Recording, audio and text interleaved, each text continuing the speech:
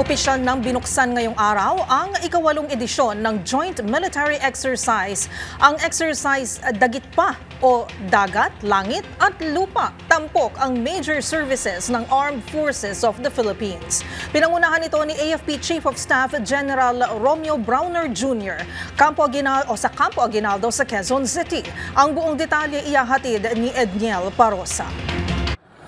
Opisyal nang binuksan ngayong araw ang ika-8 edisyon ng Joint Military Exercise tampok ng major services ng buong Armed Forces of the Philippines. Ito ang Exercise Dagit Pa o Dagat, Langit at Lupa kasama ang mga assets at tauhan ng Philippine Army, Philippine Navy at Philippine Air Force. Pinangunahan ni AFP Chief of Staff General Romeo Browner Jr. ang opening ng Dagit Pa sa Campo Aguinaldo. Layon nitong hasain ang kapabilidad ng major services na mag-operate na magkakasama para matapos ang misyon. Samantala, bago ang opening ng Ajax Dagit Pa, inilagay sa half-mast ng watawat ng Pilipinas sa AFP headquarters.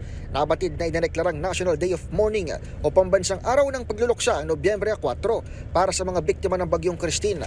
Matatandaang mismong AFP ay apektado ng kalamidad nang sumadsad ang nguso ng C-295 plane ng Air Force habang naghahatid ng relief sa Basco, Batanes. Sa ambush interview, sinabi ni Bronner na operational na ulit ang Basco Airport makaraang mahugot ang eroplano habang nagpe-preposition ng AFP ng relief packs para sa Bagyong Marce.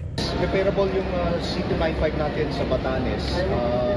Kagabi ay naitow na natin ito dun sa gilid ng Basco Airport. So we can resume, the Basco Airport can now resume operations. Makakadala na tayo ng mga relief goods doon, and in anticipation of the arrival of Marce, yung bagong bagyo natin, ay nag-preposition na tayo ng mga relief goods, mga family food packs doon sa Batanes.